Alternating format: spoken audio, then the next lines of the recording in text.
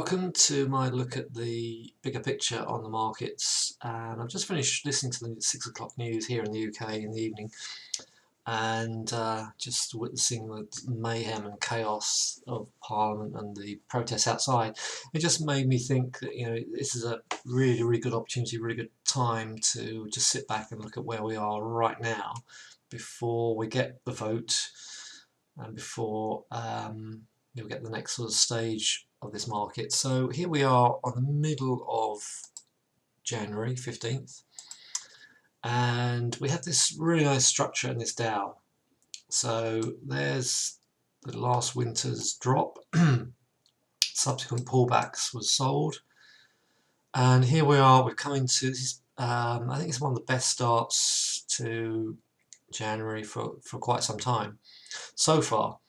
And all we've done is come into this little structure here that you see. So there's a bigger version of it, and of course you could draw that for the Dow here. So the second half of the year we started to punch higher and then ran out of steam in the autumn, capitulated on quite a drastic drop, and here we are just trying to recover. So what can we take from this market? Well, if you are a big fan of the averages, and here we are with the 50-day average at today's highs, that's the first time we've come in contact with it since December 4. So that's significant. And normally, once you get a breakdown of a 50-day average, the first time you test it is a rejection, or to use jargon, a fade. So you normally expect that to come back into contact with the 50-day average, and then the first test to come away. So if we do that and we can't get through this trend line resistance, then expect to come back down to some of these levels here. This is a big bar from January 4th, this is a big bar from December 26th. So you can see that neatly, these crudely drawn lines neatly slice this big move into three. So it would make sense to see potentially 23,000, and here we are at 24,000. However, if we close above this 24,000, then expect to potentially go right into that resistance level and get some follow through. So at the moment we've got a 1, 2, 3 wave high.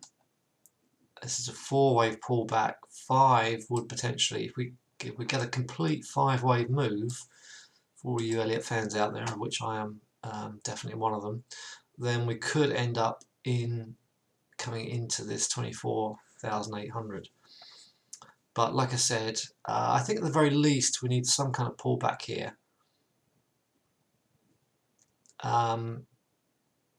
So that we can, so the buyers can reload and potentially start to push higher before we see another leg down.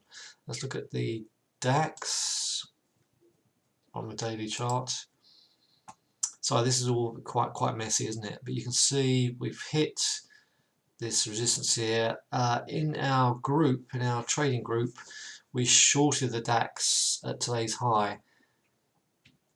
In fact, just 26 pips under the high, and I traded that down to this trend line, in fact. So we have closed, again, the same story as the Dow. This blue line is a 50-day average. We've pierced it, broken through, and stopped literally on the 50-day average. Now we did test, unlike the Dow, we did test this last week. So we could yet spring up here. It's very weak, it's feeble, it's a big area of resistance. So we are likely to break this 800 and drop, I think. But we have not got any confirmation of that, and we've not even got a sell signal at the moment. This daily move here is still within potential bull move, and path of least resistance is up at the moment. Of course, if we close under 800, that's the story ended and we could come and see 10,200 and even the big 10,000. Okay, today was alright for me, a bit slow. So this is my P&L. It's pretty modest. The reason why it's so modest is because I hesitated on that deep pullback in the Dow, so I didn't capitalize on that, hence my Dow profits are minimal because it includes a stop out as well. I would normally expect to do about 3 times that, but yeah, it happens. It's a choppy day. I did get, like I said, I did get one stop out, and I've just scalped oil for a small move. In fact, oil is pushing up quite nicely as we speak. Okay, so the other thing I was going to talk about is trading in a 4-hour chart. If you are working full-time or part-time even, and you have limited time on your hands, then one thing you can do is take a 4-hour chart. This happens to be the 4-hour Dow. It could be the FTSE or the DAX, whichever market you are interested in. This and it could even be a pound versus US dollar if you are a forex trader. But if you just look at the signal you get here, that is a sell signal. It's a new high, immediate close below. That is a pin bar sell signal, and so on. And the other thing to notice is this is a 200-day average. So obviously this is a biggie, this is an important one. So if you get a market that is under the 200-day average, let me get a nice decent colour. If it's under the 200-day average, set an order to short a retest of the 200-day average. Based on what I've just said about the daily 50 and where the Dow is now, the same works in a time frame like this. So you could have set an order. If you set an order in the book there, I'll give you the price in a minute, that would have worked for quite a significant number of pips. I think there's about 900 to 1,000 pips there.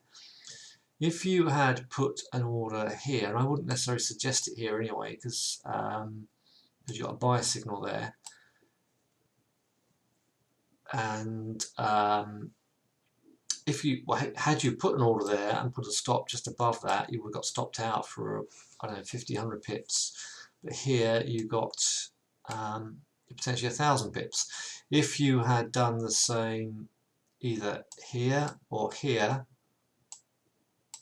keep your stop above the average, that would have given you I think there's at least a 300 or 400 pip move. That was I think that was about 1,500 or more pips on that sell signal. So this requires you looking at the charts for 10 minutes every day, or not every day, it could be 2 or 3 times a week, to see if these moves come in, and then to make a decision if that's something you want to do. Now here we've got a situation where we're coming under the 200-day average, but we're only getting little dips. So you could keep doing it. You don't know, nobody knows for certain that that's going to keep rising. All I would say is that once you get 1, 2, 3 tests that work, these tests would tend to indicate that the market has reversed. You get some nice waves up, and it could be ready to come back to the other side of that one.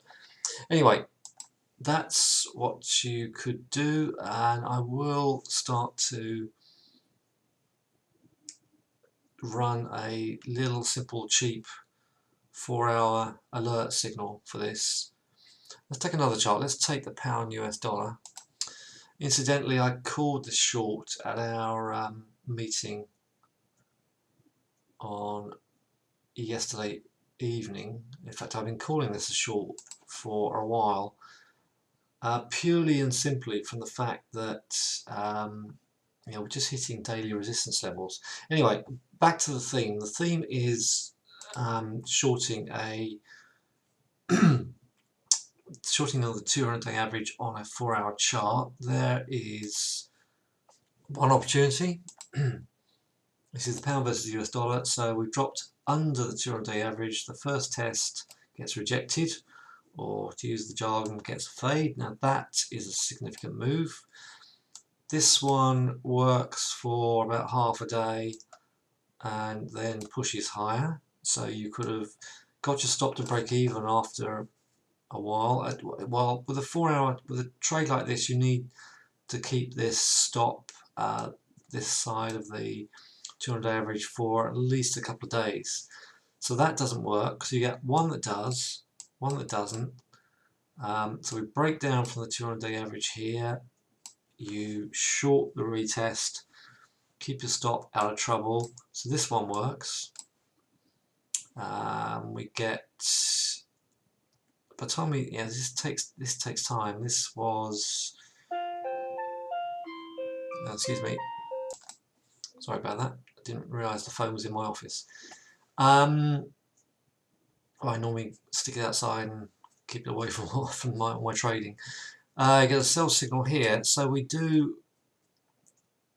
break through the 200-day average, pop at the other side of it, and then back down again.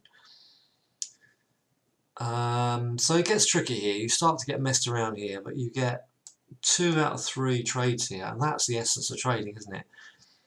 If you get stopped, then your loss should be contained, should be small.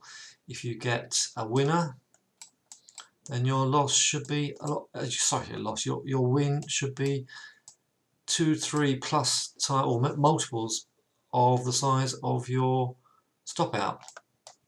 So that's your loss, your one loss.